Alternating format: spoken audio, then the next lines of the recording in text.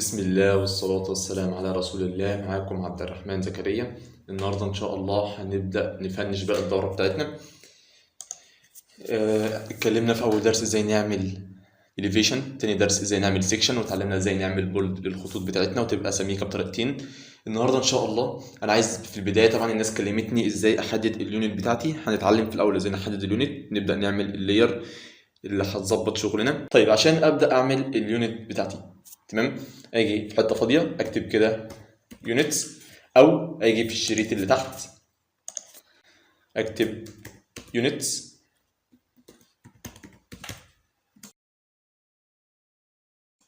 بالشكل ده كده، ومن هنا اختار متر. تمام، ادي المتر، اعمل اوكي بس خلاص كده. طيب لو بصيت للرسمه بتاعتي هنا، انا هنعمل كذا لاير. انا عايز اعمل لاير للمستطيل الخفيف، ولاير لكل حاجه تقيله، زائد عايز اعمل لاير للابواب بس، لاير للسلم، لاير للشباك. ابدا افصل كل حاجه. تمام، فانا هنعمل، لو جيت هنا كده، انا هنعمل اول لاير هيبقى اسمه وول. دي بقى الحوائط المقطوع فيها. تمام، فبالتالي دبل كليك هنا وهنختار السمك كده. تمام، ونخلي اللون اسود عادي مفيش مشكله. بعد كده اللاير دي للشبابيك، دي برضو مقطوع فيها. لو بصيت هنا كده مش كلها مقطوع فيها، هنسيبها ديفولت العاديه. هنيجي هنا هنعمل رينيم، هنخليها دي الدور بالمنظر ده كده. طيب انا هبدا اشتغل الاول على الديفولت، نعمل دبل كليك عشان يبقى عليها علامه صح. انا عايز اعمل مستطيل، المستطيل اللي بيحيط من المبنى ده كده، وعايز اعمل الفاصل ده اللي هو الخط ده كده والخط ده كده. تمام، المستطيل ده لو بصيت تاني معلش 6 و6 في 12. تمام، فانا هنعمل ريكتانجل احطه في اي حته.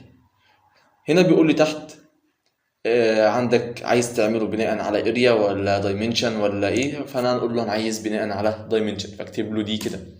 طيب هنا بيقول لي اختار اللينس. اللينس مش المقصود بيها طول او عرض، ما هو ممكن يبقى اللينس هو الكبير او ممكن يكون هو الصغير.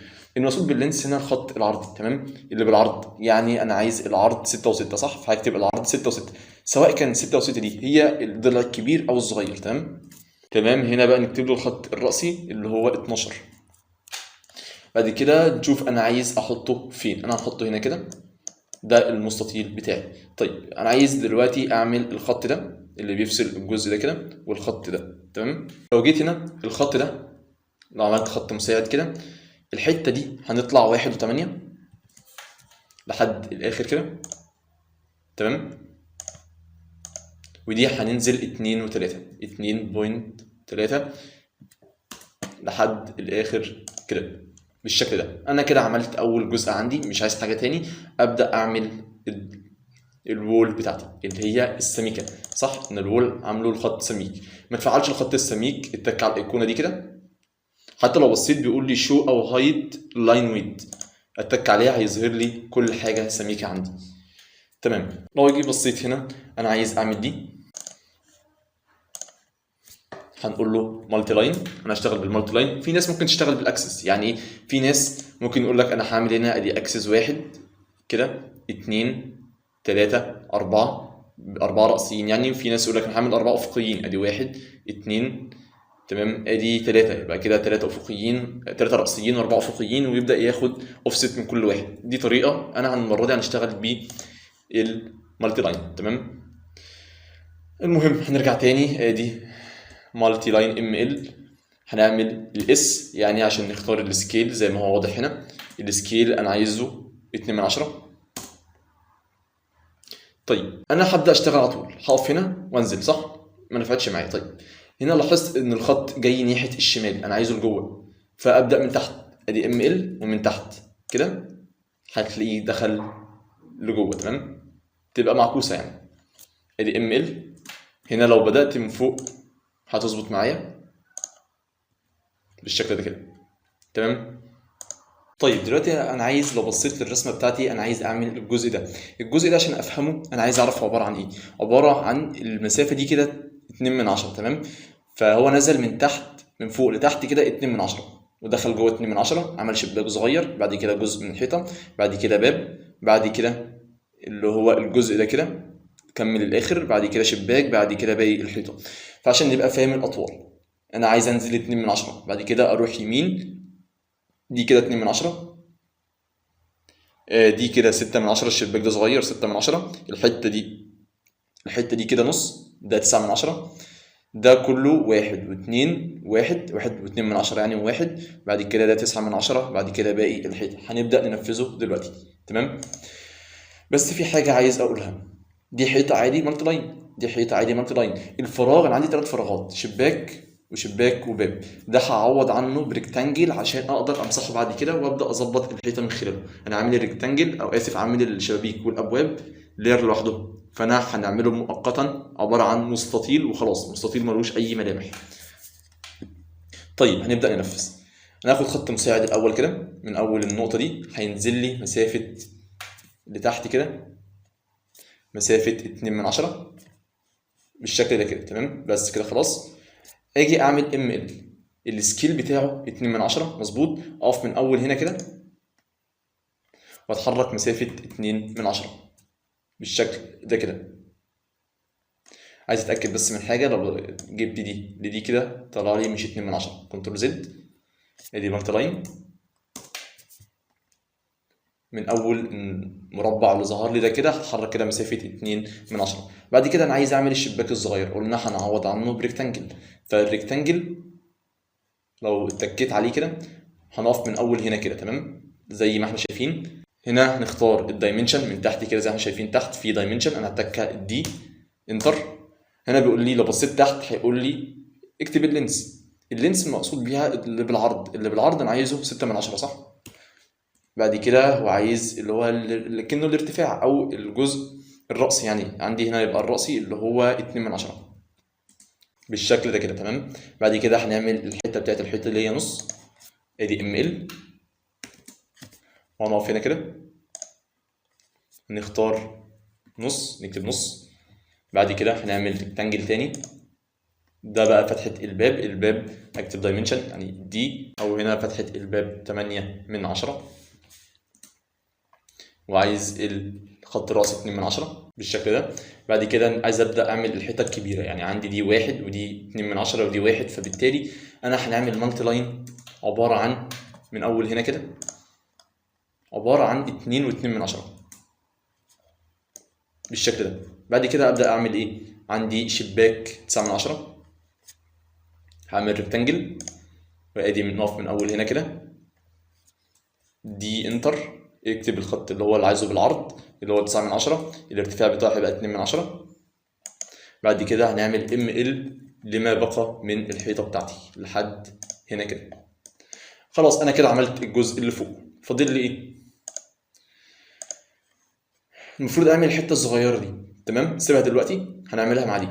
انزل تحت نفس اللي انا عملته فوق عايز اعمله تحت في الجزء ده كده. عايز اعمل الجزء اللي تحت ده اللي عباره عن دي 1 دي 9/10، الجزء ده 1 دي 2/10 دي 4/10 9/10 اسف، دي نص 5/10، بعد كده 9/10، بعد كده 4/10، بعد كده دي كده 9/10، وده الباقي بتاعنا. نبدا من اول هنا بنفس النظام بتاع اللي فوق، مالتي لاين، بعد كده ريكتانجل، بعد كده مالتي لاين ريكتانجل مالتي لاين ريكتانجل مالتي لاين. هنيجي هنا كده، بس انا عندي حاجه هنا، انا عايز اعلى. المره دي بقى مش هنعلى 2/10، المره دي هنعلى 4/10، يعني هنجيب لاين كده وهنقول له من اول هنا كده يطلع لي فوق 4/10 كده. فانا هبدا من اول هنا فعلا. طيب ادي الام ال بتاعي،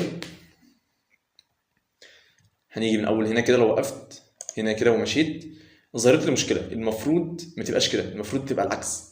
فانا هتك اكزيت، بعد كده اعمل ادي ام ال، اكتب جي اللي هو اختصار جاستيفيكيشن. تمام، بدل ما هي تبقى اخليها بوتوم عاكسها. بعد كده بقى تعالى نروح على النقطه اللي احنا كنا عاملينها هنا كده، اخلي دي 1 بالشكل ده كده. تمام، بعد كده انا عايز اعمل ريكتانجل اللي هو عباره عن 9/10، فاكتب دي انتر، بعد كده اللي هو اللي بالعرض 9/10، بعد كده اللي بالطول اللي هو 2/10، التكه كليك شمال على المكان اللي انا عايزه، تمام كده. هنعمل دي بقى 1.1 زائد 2 زائد نص، هتدينا 1.8. تمام، 1 بعد كده 2 يعني 1.3، وبعد كده النص تبقى مظبوط 1.8. فهنيجي من اول هنا مالتي لاين على طول بقى، من اول هنا كده هنشدها 1.8 كده، تكة اكزit. تمام، بعد كده الشباك ده 9، ادي الريكتانجل بتاعي، دي انتر اللي هو الدايمنشن يعني. بعد كده انا عايز العرض بتاعه كده 9 في 2. بعد كده انا عايز اعمل الجزء ده كده اللي هو قلنا ده 4، ادي ام ال. تمام، هنيجي هنا ادي ام ال، هنيجي هنا كده هنكتب دي 4. بعد كده هنعمل المرة دي انا عايز اعمل شباك كمان، فالشباك ريكتانجل على طول، هنعمل دي كده مثلا دي انتر 9. بعد كده انا عايز العرض بتاعه او اللي هو الخط الرأسي بتاعه 2 كده. بعد كده ام ال لباقي الحيطة بالشكل ده كده. تمام، خلاص انا كده عملت الحتة اللي فوق، عملت الحتة اللي تحت، فاضل لي بقى ايه؟ هنا في 1 طالع لفوق، وهنا 1 طالع لتحت. هنعملها دلوقتي انا عايز اعمل الجزء ده، انا عايز اخلص كل حاجة عبارة عن 2. تمام، طيب انا عايز اعمل خط مساعد عشان يحدد لي. انا لو بصيت في الشكل عندي ده كده كله 3 صح، وطالعه 1. فهنيجي هنا كده هنعمل خط مساعد من اول هنا، انا عايز ده يمشي لي مسافه 3. تمام، ادي مسافه 3، ويطلع لي لفوق كده نتاكد ان الزاويه دي 90. انا عايزه 9، او اسف انا عايزه 1. انا عملت ده خط مساعد، فبالتالي انا لما نيجي نعمل مالتي لاين من اول النقطه دي كده هينزل لي لتحت المسافه اللي انا عاوزها اللي هي 2.9 بالشكل ده كده. بس خلاص انا عملت، لو بصيت كده انا عملت الحته دي. تمام، طب دي فتحه عندي، الفتحه اتفقنا اي فتحه هنعملها ريكتانجل، فانا هنيجي هنا في الريكتانجل كده. تمام، هنعمل دي انتر، الجزء اللي هو اللي بالعرض 2 المره دي. تمام، هينزل لتحت مسافه هينزل لتحت مسافه 8، هي دي ابعاد الفتحه بتاعتي. بعد كده هنعمل مالتي لاين بالشكل ده كده. بعد كده على طول ادي مالتي لاين. بعد كده نعمل بقى مالتي لاين للجزء ده، الجزء اللي هي الحته دي كده عباره عن 2، فانا هنعمل دي كده لتحت مسافه دي 2. تمام، بعد كده لو بصيت انا عندي دي فتحه باب، بعد كده هكمل لحد الاخر. فتحه الباب هتبقى 9. تمام، فانا هنيجي هنعمل مستطيل تاني كده، دي انتر، انا عايز ده 2 بالعرض في 9 لتحت كده. بعد كده اتك سهم شمال بالظبط كده. تمام، بعد كده بقى نبدأ نكمل الخط ده لحد 1. طيب انا عايز احدد 1. تمام، انا ممكن اعملها حاجة حلوة، ممكن اعمل خط مساعد او اظبطها بالابعاد. يعني اشوف الجزء ده كام، يعني لو جبت من اول الاداة دي كده، انا عايز اخد من اول هنا كده لحد هنا كده 2 و4. طيب كده بقت 2 و6، يبقى انا هنزل لتحت 2 و7. هتوضح اكتر اهو. هعمل المالتي لاين كده، فمن اول هنا كده هينزل 2 و4، بعد كده 2 و6. انا عايز بقى 1 زياده، فهنقول له انزل لي 2 و7 بالشكل ده كده. شايفين ال1 ده اللي انا بتكلم عنه. طيب انا عملت خلاص اللي في النص، عملت ده كده، عملت ده، فاضل لي ايه دلوقتي؟ فاضل لي الشويه دول كده. احنا قلنا ده كان 5، الحته دي 3، بعد كده الحيطه سمكها 1 وبتبقي 1 على اليمين خالص. فانا ممكن اعمل خط مساعد، وبعد كده مسافه 3 من 10. بعد كده هننزل لحد تحت. هينزل قد ايه بقى؟ هينزل 7. تمام، فانا لو جيت، هو فين؟ ده فتحه ودي فتحه، فهي هنا كده. ادي خط مساعد، ده هيمشي كده 3 انتر كده وسيبه خلاص. هنيجي نعمل مالتي لاين، المره دي عايزين نغير السكيل، فهنتك اس هنا بدل ما هو 2 هخليه 1.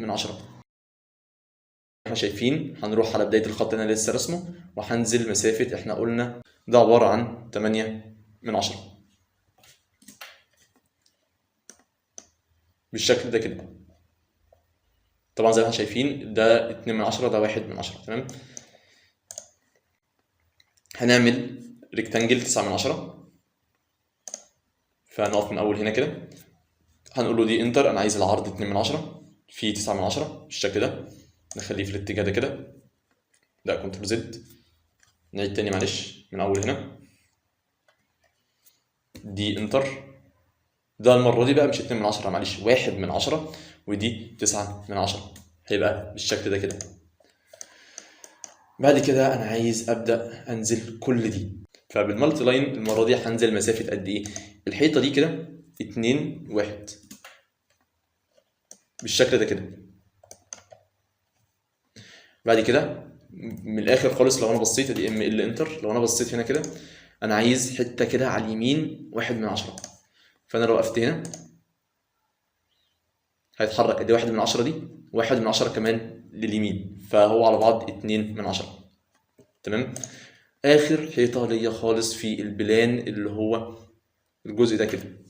الجزء ده هيتعمل ازاي؟ بكل بساطه هنيجي هنا كده خط مساعد، انا عايز من اول هنا هيطلع لي مسافه نص، مسافه 50 كده سنتي، فهو الخط موجود، انا بتك اكزيت لو بخرج من الخط بس هو اتعمل فعلا، فهنقول له ام ال، نبدا كده لحد ما يظهر المستطيل بتاع الخط اللي انا لسه رسمه كده، ما ينفعش، هو المفروض العكس، فتمام هنقول له ام ال، بعد كده جاستيفيكيشن، بدل ما هي بوتوم اخليها توب، فلما اخد الخط شوف الفرق اللي حصل بقى، الخط اللي فوق ابدا امده لحد هنا، وشكرا انا كده عملت الحوائط بتاعتي.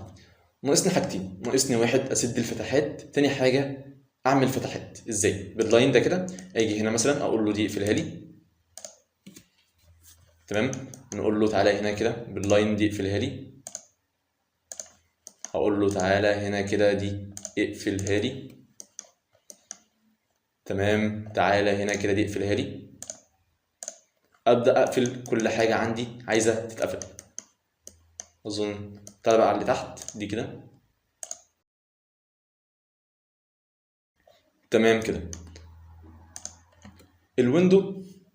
الويندو هي شكلها اصلا مستطيل بس مش هتبقى كده، فانا هنحدد ويندو، تمام، او ممكن اعمل حاجه حلوه، كل شباك ابدا احدده كده، ده شباك صح اهو، ده كده شباك، لو بصيت هنا شباك هنا وشباك هنا، ونفس النظام شباكين هنا قريبين من بعض، تمام، ده شباك برضو. بعد كده لو جيت هنا ده شباك ده شباك، هو كده متحدد على انه وول، فانا هنيجي هنا هنخليه ويندو. اظن كده الفرق بين كده بقاش فيه قطع تقريبا فيه، تمام. بالنسبه بقى للابواب دي ديليت، انا مش عايز ابواب بالشكل ده كده، فدي كلها ديليت. لو انا بصيت هنا انا عندي دي اصلا فاضيه ودي هنشيلها، يعني دي كده ودي كده، تمام. ده باب برضه نفس النظام يتشال، فادي ده باب ده باب ده كده باب، اظن تمام. انا شكلنا نسينا الحيطه دي، الحيطه دي كده مثلا دي هتتعمل واحد، تمام تمام بالشكل ده. هنا انا نسيت اعمل الحيطه فنمسح دي معلش. بعد كده هنيجي نقول له انا عايز هنا باب على مسافه 9 من 10، ادي المستطيل، او نعمل له خط صح، ممكن نعمل خط هنا من هنا لهنا كده عباره عن 9 من 10 هيتمسح دلوقتي. بعد كده انا عاوز واحد تاني، دي بقى المنطقه نفسها، فهنعمل ادي ام ال، فانا هنعمل مالتي لاين من اول هنا كده هيبقى واحد، تمام، هيبقى واحد. بعد كده دي مالتي لاين من اول هنا كده، او ممكن نخليه كده، ده كده هينزل مسافة 1 من 10 من أول النقطة دي كده، هينزل مسافة 1 من 10 بالشكل كده. أنا كده خلاص اتصرفت. بعد كده هنمسح الخط ده مش عايزه. أوكي في حاجة نسيتها، طيب ده المفروض 1 من 10 مالتي لاين، معلش هنصلح الغلطة دي، السكيل هقلبه تاني 1 من 10 ومن أول هنا كده لحد هنا كده، طيب تمام. بعد كده نمسح دول، ادي مالتي لاين تاني، السكيل المرة ده هخليه 2 من 10 ونقول انزل لي كده مسافة 1 من 10. أنا كده تمام. دي فتحة باب دي فتحة باب، دي فتحة فاضية أصلا، دي برضه هتبقى باب تمام، دي زي ما همت كده. طيب في تقاطع تاني أو خط تاني عايز أكمله، يعني لو بصيت أنا عايز أكمل ده كده صح، ولو بصيت كده هنا ده كده مش عاوزه، ده كان خط مساعد أصلا كنت عامله، فنقفل باللاين كده. انا هسرع الفيديو بس انا هقفل كل الحاجات اللي انا عاوزها مقفوله. تمام انا كده قفلت كل اللي انا محتاجه. طيب عايز اشيل التقاطعات دي، يعني الجزء ده مالتي لاين صح وده مالتي لاين، اقدر لو عملت دبل كليك عليه بالشكل ده هيظهر لي القايمه دي، او اجي هنا في حته فاضيه اكتب ام ال اديت انتر هيظهر لي القايمه دي. انا هعمل اوبن تي، هقول له انا عاوز ده كده مع ده، هو هنا في خط مساعد تقريبا انا هشيله كده، ده جديد تمام بالشكل ده كان مداري عليه اصلا. تمام هنا ما اعتقدش ان في خطوط مساعده. تمام هو الخط المساعد مشكلته انه المفروض يتمسح بعد ما استخدمه خلاص، عشان ممكن زي ما حصل هنا مشكله دلوقتي طبعا، اللي هو انا عملت اللي هو الكروس اللي بينهم شلته تمام، بس هو كان مداري عليه اصلا. المهم هنيجي هنا اوبن تي دي مع دي كده، هنيجي هنا كده، ده بقى المره دي مش اوبن تي تمام، ده هنيجي لو انا عملت دبل كليك هنا كده، ده اوبن كروس بين ده وبين ده كده بالمنظر ده اوبن تي صح على شكل التي. فهنيجي هنا ادي اوبن تي ده مع ده كده بالشكل ده. ننزل تحت انا عندي دي كده برضو، دي مع دي بالشكل ده كده، دول لو عملت دبل كليك هنا دي هنخليها اوبن كروس دي مع دي.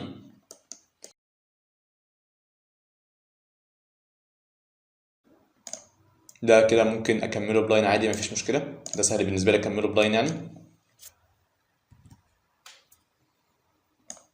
هنا انا كنت عامل خطوط مساعده كتير اصلا. تمام يعني ده كده خط مساعد. تمام ممكن اكمل ده لاين عادي.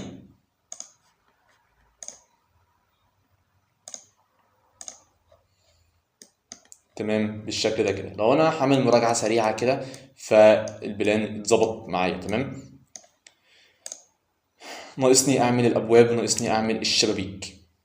فانا لو جيت هنا كده الشباك ده انا عايز اعمله، ممكن اجي في النص المره دي في الوول، هو زي ما هو ممكن في الوول لاين ده خط مساعد عادي تمام. هنزل من هنا كده 1/10 وقوم جاي كاسر كده لحد الاخر، انا كده اعتبر عملت شباك. طيب مش مقتنع، ده ممكن نعمله لير تاني،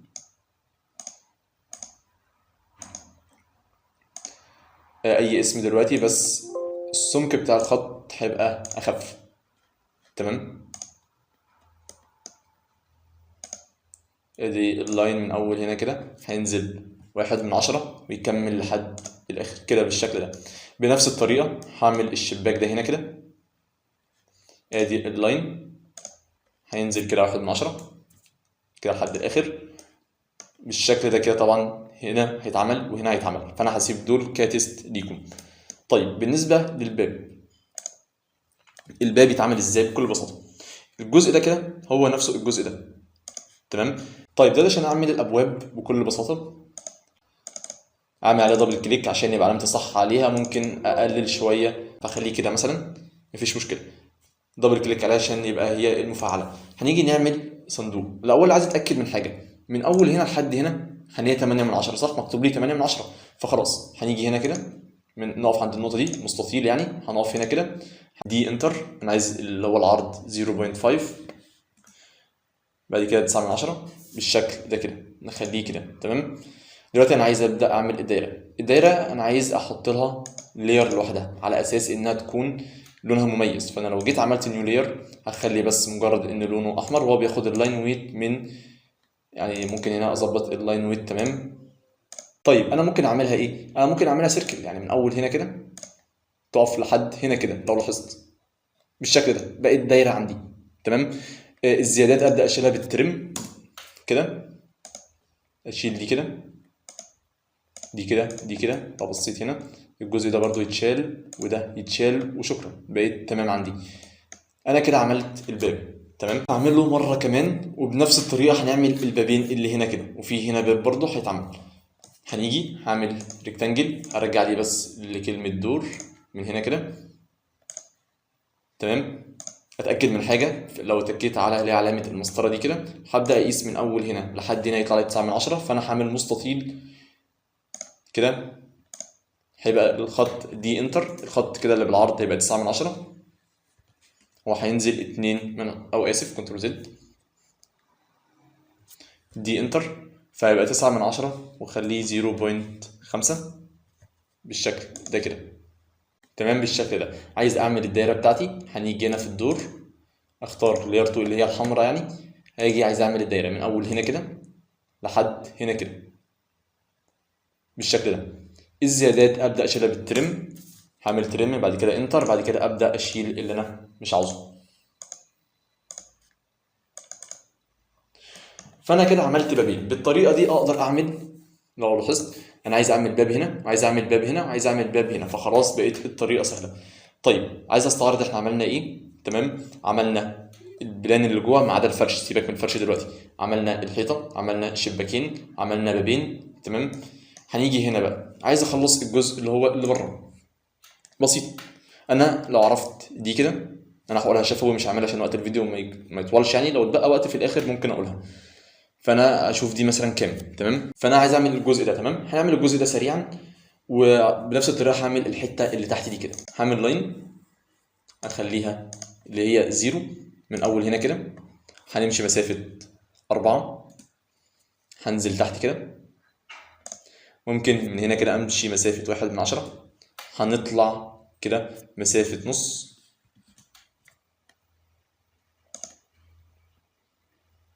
كده، هنمشي 1 من 10 كده، هنزل مسافة نص. تمام، فمن هنا كده هنزل، او ممكن اجي كده اجي كده هنا كده هننزل مسافة كام؟ 1 من 10، واوصله لحد هنا كده، بس هنا هرجع 1 من 10. دي يعني طريقة من الطرق. مثلا نيجي لحد هنا كده، فهطلع من هنا كده 1 من 10. طبعا الزيادات انا هعرف اشيلها عشان دي خطوط اقدر اتحكم فيها. بس كده شكرا. اجي على الترم بتاعي انتر، هقول له تعالى دي كده تتشال. طبعا دي خطوط فرديه، فانا قوم جاي محدد دول كده، قوم جاي شايلهم. تمام، فده كده انا ممكن اشيله بالترم، ده كده بالترم يتشال بالشكل ده كده. انا فاضل لي الحته دي، ممكن دي ديليت على طول. فالجزء ده اتعمل معايا تمام. اقدر اتعامل مع الجزء اللي فوق، اقدر اتعامل معاه لو انا معايا الابعاد. ناقصني ايه؟ ناقصني احط الفرش. انا هنعمل حاجه بسيطه دلوقتي، ازاي احط فرش في. تمام، عشان ابدا احط البلوكات بكل بساطه هكتب هنا، او ممكن اكتب تحت كده، هكتب EDC بالشكل ده كده، هيظهر لي القايمه دي. في ناس ممكن يلاقوا البلوكات هنا، انا عندي البلوكات بتظهر هنا كده. لو اتكيت هنا بيقول لي في الدايناميك بلوكس، في حاجه اسمها ديزاين سنتر. لو مثلا دخلت على الديزاين سنتر اختار انا عايز هاوس مثلا، فالهاوس انا اختار منها بلوك بالشكل ده. لو انا لاحظت عندي انا عايز هنا احط مثلا اللي هو البانيو وده الحوض. تمام، فانا هنيجي مثلا، طيب انا ممكن اخد ده كده. تمام، ممكن اخد ده. تعال نرجع تاني ونشوف انا عاوز ايه تاني. مثلا الحاجات دي ممكن تتعمل عادي لو انا معايا الابعاد اقدر اعملها. تمام، انا مش هنشرح بالتفصيل عشان وقت الفيديو. انا عملنا مثلا حاجتين دلوقتي. تمام، فانا عايز ابدا مثلا اعمل الكراسي. عندي الكراسي اهي، مثلا ده كرسي ممكن استخدمه، اسحب كده واحطه هنا مثلا.